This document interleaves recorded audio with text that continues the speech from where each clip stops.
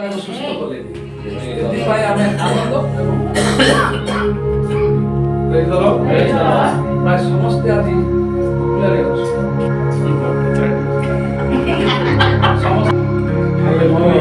ସମାଜରେ ଜନ୍ମଦିନ ଠାରୁ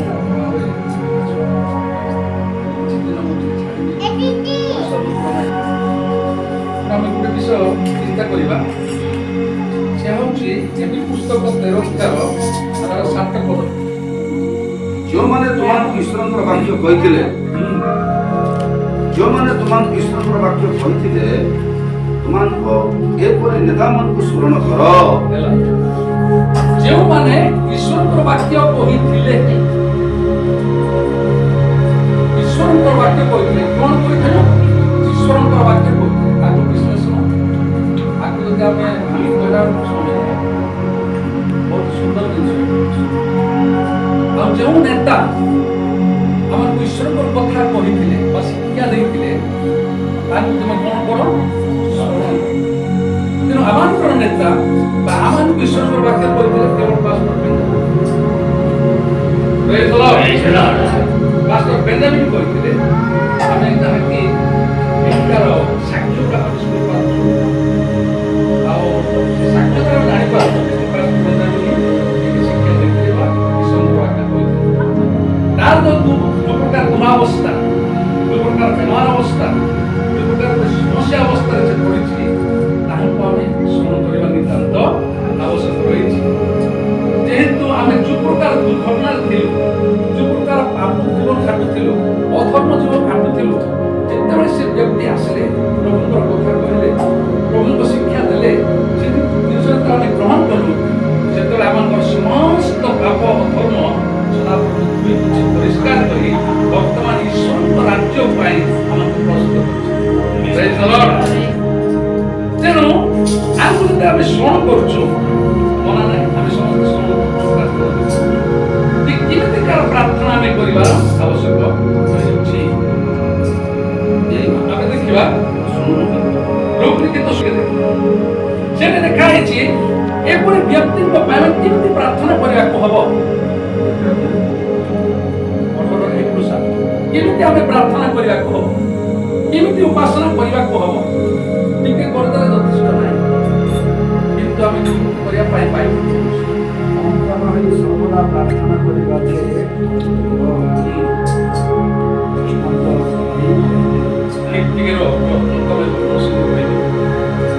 କ୍ଲାନ୍ତ ହୋଇ ସର୍ବଦା ପ୍ରାର୍ଥନା କରିବା ଯେ ଉଚିତ।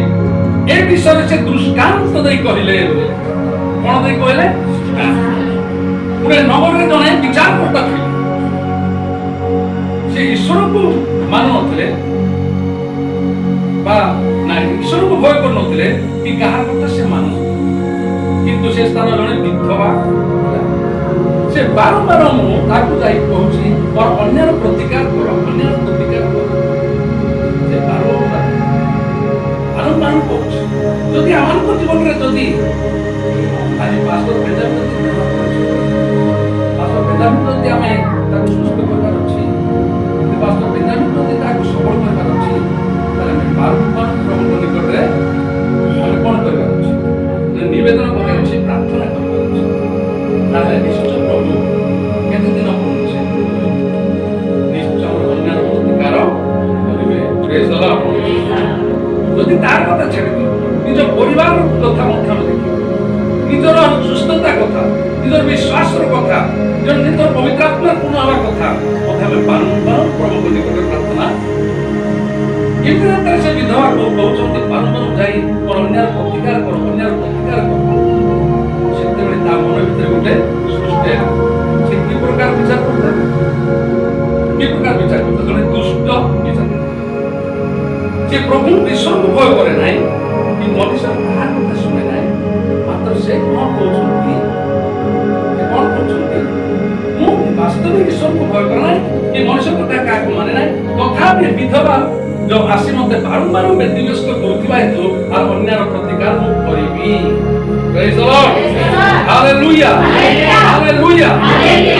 ଯେତେବେଳେ ଆପଣ ମାନେ ବା ମୁଁ ଏମିତି ଗୋଟେ ବେମାର ଲୋକଙ୍କର ଯଦି ଗୋଟେ ଅପସନ ପାଇଗଲୁ, कि बेमार लोकंकर गोटे प्रार्थना करबा विषय पाइलु तार ଆମେ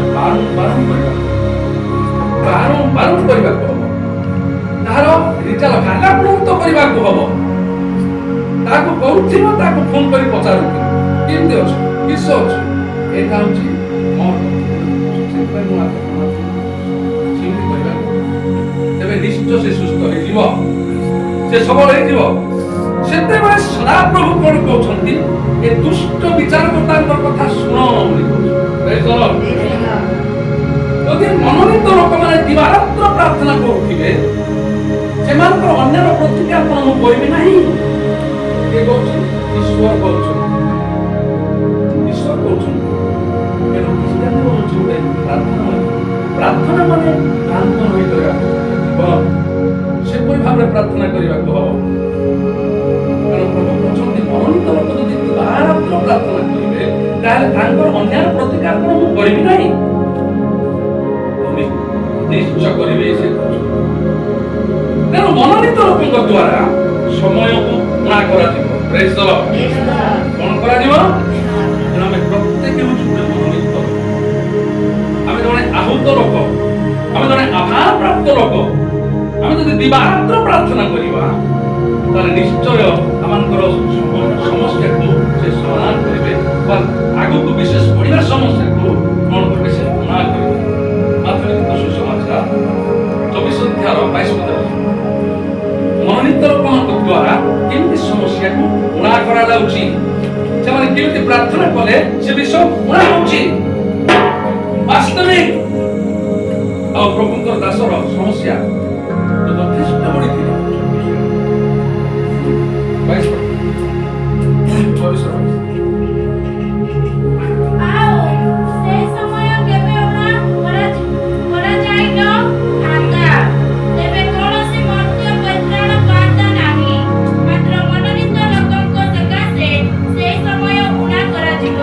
Praise the Lord.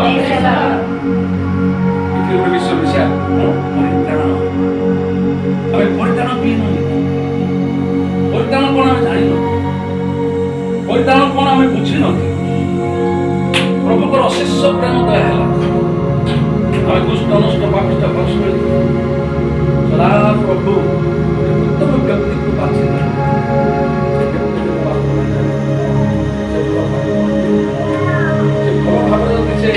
बाहर যদি উন্নতি করে করতে তাহলে যে বড় চাকরি করে কি উন্নতি তাহা চাইলে ওইটা দেখো অনেক ক্ষেত্রে দ্বারা পরিত্রাণ পাই praise the Lord hallelujah hallelujah আমাଙ୍କ ପାଇଁ କଣ କରିଛନ୍ତି ଆମଙ୍କ ପାଇଁ କଣ କରିଛନ୍ତି ସେ ଉପବାସ କରିଛନ୍ତି ପ୍ରାର୍ଥନା କରିଛନ୍ତି ବିନତି କରିଛନ୍ତି ସବୁ ପ୍ରକାର ଜିନିଷ କରିଛନ୍ତି ଆଜି ସେ ଜାଗା ସମସ୍ତେ ପଡ଼ିଯାଇଛି ଆଉ ସେ ସମସ୍ୟାକୁ ପୁଣା କରିବା ପାଇଁ କେବଳ ମନୋନୀତ ଲୋକମାନଙ୍କର ପ୍ରାର୍ଥନା ଦରକାର ପ୍ରେଜ୍ ଦ ଲର୍ଡ ତେଣୁ ମନୋନୀତ ଲୋକମାନେ ଯେତେବେଳେ ଆମେ ପ୍ରାର୍ଥନା କରିବା ନିଶ୍ଚିତ ତାର ସମସ୍ୟା ପୁଣା ହବ ଆମେ ଶୁଣିପାରୁଛୁ ନିଜର ବାହାରିଲାଣି ଯେହେତୁ ଆମେ ନିଷ୍ପତ୍ତି ନେଲୁ ଯୋଉଦିନ ଆମେ ଚୁକ୍ତି ନେଲୁ ସେଦିନ ଠାରୁ ପ୍ରଭୁ ଶୁଣିଲେ ଆଉ ତାର ସମସ୍ୟା ପୁଣା କରିଦେଲେ ମତେ କହୁଥିଲେ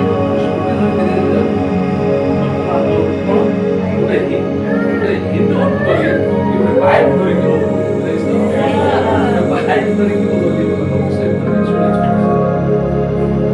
ବାଇକ୍ ଧରିକି ଗଲି ହିନ୍ଦୁ ପରିବାର ମଧ୍ୟ ଆଉ ସେ କହୁଥିଲେ ଏଇଟା ମୋ ଖାଲି କାର୍ଯ୍ୟ ନୁହେଁ ଆପଣମାନଙ୍କର ସମସ୍ତଙ୍କର ପ୍ରାର୍ଥନା ତେଣୁ ମୋର ପ୍ରିୟ ବନ୍ଧୁଗଣ ଯଦି ଆମେ ପ୍ରାର୍ଥନା କରୁଛୁ ଉପାସନା କରୁଛୁ ତାଙ୍କର କାର୍ଯ୍ୟ ଦିନକୁ ଦିନ ବଢ଼ି ବଢ଼ି ଯାଉଛି କାରଣ ଗୋଟେ ବିଷୟ ଆମେ ଦେଖିବା ପାଉଲ କହିଲେ ପାଉଲଙ୍କ ଜୀବନରେ ଗୋଟେ ରୋଗ ଆସେ ରୋଗ ଆସିଲେ ସେ 3 ଥର ପ୍ରାର୍ଥନା କଲେ ହେସଲି ପୁସ୍ତକ ଲେଖା ହେଇଛି 3 ଥର ଯେତେବେଳେ ପ୍ରାର୍ଥନା କଲେ ସେତେବେଳେ ପ୍ରଭୁ ତାଙ୍କୁ ଉତ୍ତର ଦେଉଛନ୍ତି କଣ ବୋଲି ଉତ୍ତର ଦେଉଛନ୍ତି ମୁଁ ଜାଣିବା ପାଇଁ କହୁଛି ପ୍ରଥମେ ଦୁର୍ବଳ ସମୟରେ ଆମଙ୍କର ଅନୁଗ୍ରହ ତୁମ ପାଇଁ ଯଥେଷ୍ଟ ଦୁର୍ବଳ ସମୟରେ ଆମଙ୍କର ଶକ୍ତି ତୁମ ଠାରେ ସିଦ୍ଧ ତାପରେ ପାଉଲ କଣ କହିଲେ ମୁଁ ଯେଭଳି ଅଧିକା ଗର୍ବିତ ନ ହେବି ସେଥିପାଇଁ ପରମେଶ୍ୱର କଣ୍ଟକ ରୂପ ରୋଗ ମୋ ପାଖରେ ରଖିଦେଲେ। ତାପରେ ଏତେ ସବୁ କାମ ସେ କରୁଛନ୍ତି, ତାର ରୋମାଞ୍ଚ ଲୋକମାନେ ସବୁ କରୁଛନ୍ତି। ତାର ବାକ୍ୟ ଏପରି ମିଠା ମଧୁର ସ୍ୱାଦ ଯୁକ୍ତ, ସେ ବାକ୍ୟର ଭଣ୍ଡାର ଭରିଆ ତାକୁ କେମିତି ରୋଗ ଆସିବ? ଲୋକମାନେ କଣ କରୁଛନ୍ତି? ତାର ମାନେ ଇଏ କରୁଛନ୍ତି ଯେ ରୋଗ ଲାଗି ରହିଛି, ଲାଗି ରହିବ କି? କିନ୍ତୁ ପ୍ରଭୁ ଜାଣନ୍ତି ଯେ ତାକୁ କାହାକୁ କୋଉ ଜିନିଷ ଦେବା ପାଇଁ ସେ ଜାଣନ୍ତି। ଯେ ଜୀବନର ଶେଷ ପର୍ଯ୍ୟନ୍ତ ସେ ରୋଗଟା ରଖିଦେଲେ ମଧ୍ୟ କିନ୍ତୁ ପ୍ରଭୁଙ୍କ ଦାସକୁ ସେ ରୋଗ ରଖିଲା। ତାକୁ କହୁଥିଲି ଯେ ବାକ୍ୟରେ ଲେଖା ହେଇଛି ଆଉ ରୋଗ ତିନି ପ୍ରକାର ମାଧ୍ୟମରେ ଆସେ। ଏକ ଶୈତାନ ରୋଗ ଆଣିଥାଏ, ଦୁଇରେ ପ୍ରଭୁଙ୍କର ଗୌରବାନ୍ୱିତ ରୋଗ ଆସିଥାଏ, ତିନିରେ କଣ ପାପ ହେତୁ ହୋଇଥାଏ। এই ସବୁଗୁଡ଼ିକ ବାଇବଲରେ ଲେଖା ହେଇଛି। এই ସବୁଗୁଡ଼ିକ ବାଇବଲରେ ଲେଖା ହେଇଛି। ଏ ଶିକ୍ଷା ଆମେ କାହାଠୁ ପାଇଛୁ? ଯାହାଙ୍କ ପାଇଁ ଆଜି ଉପବାସ ପ୍ରାର୍ଥନା କରୁଛୁ, ତାଙ୍କ ଠାରେ ହିଁ ଏ ଜିନିଷ ପାଇଅଛୁ। ଏହା ସେ ଆମକୁ ପ୍ରତ୍ୟେକ ସମୟରେ ଏ ଶିକ୍ଷା ଗୁଡ଼ିକ ସେ ଦେଇଥାନ୍ତି। ସବୁ ଆମଙ୍କ ହୃଦୟରେ ପ୍ରିଣ୍ଟ ହେଇକି ଅଛି।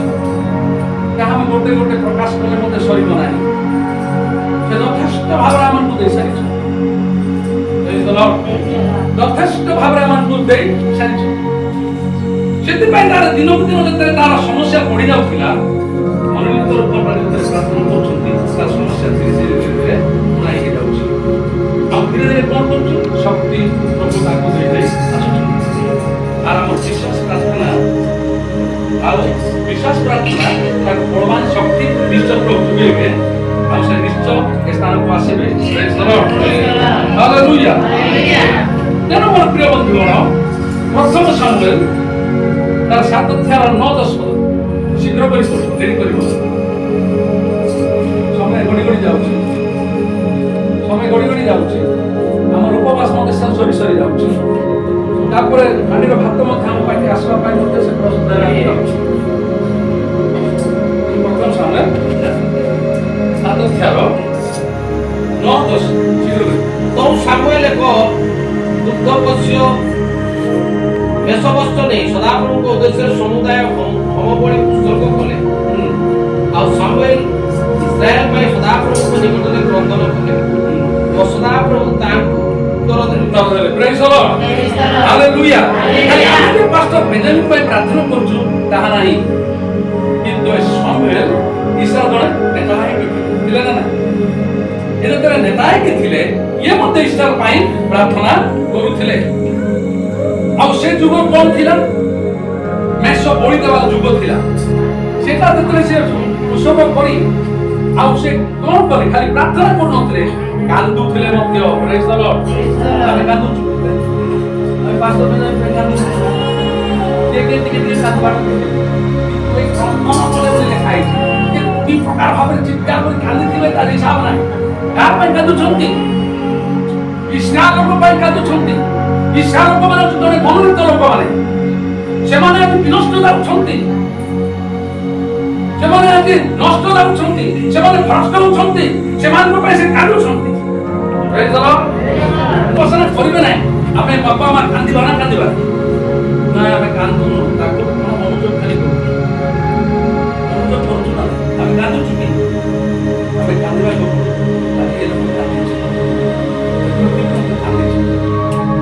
କାନ୍ଦିବା କଥା। ଆମେ ସବୁ ମନେ ପକେଇ ପକେଇ ପକେଇ ହେଇଛି କାନ୍ଦିବା କଥା। କାଲି ମରିଗଲା ପରେ ଆମେ ହେଇଛି କାନ୍ଦି କି ଲାଭ ଅଛି? ତା ଦେହରେ ଜୀବନ ଅଛି, ଏବେ କାନ୍ଦିବାର ଅଛି। ପ୍ରେଜ ଦ ଲର୍ଡ। ତେଣୁ ପ୍ରତ୍ୟେକ ମା ଭଉଣୀ ମାନେ ଆଜି ବି ଜାଣିବାର ଅଛି ଯେ ଆମମାନଙ୍କ ଜୀବନରେ ପ୍ରାର୍ଥନାମୟ ଜୀବନ କାଟିବାର ଅଛି। ପ୍ରେଜ ଦ ଲର୍ଡ। ପ୍ରାର୍ଥନା ନହେଲେ ହବ ନାହିଁ, କାରଣ ପ୍ରାର୍ଥନା ସବୁ ବିଷୟକୁ ବଦଳାଇ ଦେବ। ଆଉ ପ୍ରାର୍ଥନା କେମିତି କରିବ? ବର୍ଷାକୁ ମଧ୍ୟ ବନ୍ଦ କରିବ। ପ୍ରେଜ ଦ ଲର୍ଡ। ହାଲେଲୁୟା। ଆଉ ଦେଖନ୍ତୁ,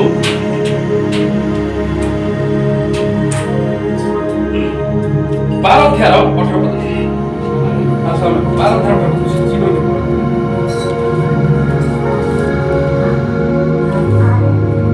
ଏଥିରେ ସାମୁଏଲ ସଦାପ୍ରଭୁଙ୍କୁ ଡାକିଲେ, ପୁଣି ସଦାପ୍ରଭୁ ସେହିଦିନ ମେଘଗର୍ଜନ ଓ ବୃଷ୍ଟି ପଠାଇଲେ।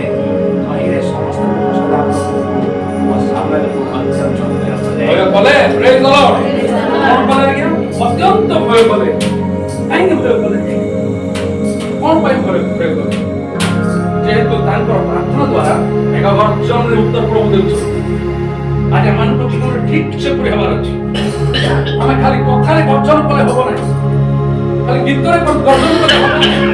ଆମର ପ୍ରାକ୍ଟିକାଲ ଜିନିଷ ମଧ୍ୟ ଏଟା ଲାଗିବାର ଅଛି। ପ୍ରେଜ ଦ ଲର୍ଡ, ହାଲେଲୁୟା। କାଲି ଯେତେବେଳେ ତେନ୍ତୁଳିଶରେ ଜଣେ ମାଆଟା ସକାଳ ସକାଳ ସମୟରେ ଡ୍ରେସ୍ ଗଳୁଛି, ମୁଁ ଜାଗାକୁ ଯିବି, ସେ ଫୋନ୍ କଲା, ଫୋନ୍ କରି କହିଲା ଆଜ୍ଞା ମୁଁ ବିହନ ଧରିଛି, ବର୍ଷା ପିନ୍ଧିକି ମୋର ଯିବାର ଅଛି। ଓହୋ ଖବର ଅଛି ସେ ପ୍ରଭୁ ଅଛି, ମୋ ହବାର ଅଛି ଗଲେ କେମିତି ହବ? ଠିକ ଅଛି ଯଦି ଆପଣ ବିଶ୍ୱାସ କରୁଛନ୍ତି ମୋର ପ୍ରାର୍ଥନା କାହାକୁ କରିବ ବାହାରିଲା ଯେ ଆଜି ଦିନ ସାରା ବର୍ଷା ହବ ନାହିଁ, ତମେ ଯେତେ ବିହନ ପକଉଛ ମାତ୍ର ଗିର୍ଜାକୁ ତୁ ଆସିବୁ। ତାକୁ କହିଲି ଗିର୍ଜାକୁ ଆସିବୁ, ମୁଁ ଆସିବି। ସେ ତମେ ସବୁ ଛାଡ଼ି ଦେଇଛ? ନାଇଁ ବାପା ମୁଁ ଆସିବି। ବର୍ଷା ହେଇନାହିଁ। ତେଣୁ ବାସ୍ତବରେ ମନୋନୀତ ଲୋକ ଦ୍ୱାରା ସେ ସମୟକୁ ପୁରା କରାଯିବ। ତେଣୁ ମେଘଗର୍ଜନ ଦ୍ୱାରା ତାଙ୍କୁ ଉତ୍ତର ଦିଆହେଲା। ଯଦ୍ୱାରା ଲୋକମାନେ ତାଙ୍କୁ ଭୟ କଲେ। ଯାତ୍ରା ପୁସ୍ତକ 14:31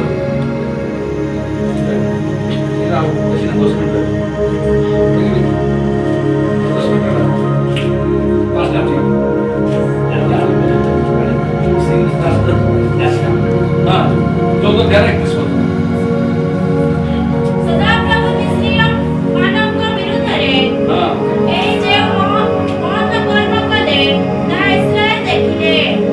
ଦଇରେ ଲୋକମାନେ ସଦାପ୍ରଭୁଙ୍କୁ ଭୟ କରି ସଦାପ୍ରଭୁଙ୍କ ଠାରେ ଓ ତାଙ୍କ ଦାସ ମୋଶାଙ୍କ ଠାରେ ବିଶ୍ୱାସ କଲେ। Praise the Lord. Hallelujah. ରାତ୍ର କାଳରେ ଯେପରି ଏ ସମସ୍ତ ବିଷୟ କରୁଥିଲେ, ସେତେବେଳେ ଲୋକମାନେ ଭୟ କରୁଥିଲେ। ଏଟା ଈଶ୍ୱରକୁ ଭୟ କରୁଥିଲେ, ପୁଣି ତାଙ୍କର ଦାସକୁ ମଧ୍ୟ ଭୟ ଆଉ ବିଶ୍ୱାସ ମଧ୍ୟ କରୁଥିଲେ। ମଶାଙ୍କୁ କରୁଥିଲେ, ପୁଣି ପ୍ରଭୁଙ୍କୁ ମଧ୍ୟ ଭୟ କରୁଥିଲେ। ତେଣୁ ସେଟା ନ ପାଇବା ପର୍ଯ୍ୟନ୍ତ ଲାଗାତାର କରିବାକୁ ପଡ଼ିବ। ଧୀରେ ଧୀରେ ନାହିଁ, ଅଳ୍ପ ଅଳ୍ପ କଲେ ହବ ନାହିଁ। କଣ୍ଟିନ୍ୟୁ ପ୍ରାର୍ଥନା କରିବାକୁ ପଡ଼ିବ। କଣ୍ଟିନ୍ୟୁ ପ୍ରାର୍ଥନା କାରଣ ଆମେ ଜଣେ ମନୋନୀତ ପ୍ରଭୁଙ୍କୁ ଜାଣିଛୁ। ଆଜି ଅନେକ ଜାଣିନାହାନ୍ତି, ଅନେକ ବୁଝିନାହାନ୍ତି, ନିଜ ପିଲାମାନେ ମଧ୍ୟ ବୁଝିନାହାନ୍ତି। ସେମାନଙ୍କ ଭିତରେ ଗୋଟେ ଆଶ୍ଚର୍ଯ୍ୟ କର୍ମ ହେବାର ଅଛି, ସେମାନଙ୍କ ଭିତରେ ଗୋଟେ ଭଲ ଜିନିଷ ଦେଖିବାର ଅଛି। ତାହେଲେ ସେ ପିଲାମାନେ ମଧ୍ୟ ବିଶ୍ୱାସ କରିବେ। ଆଜି ମୁଁ ଯେପରି ସେ ପ୍ରଥମ କହୁଥିଲି ଏହି ପ୍ରାର୍ଥନା ଏକ ପ୍ରାର୍ଥନା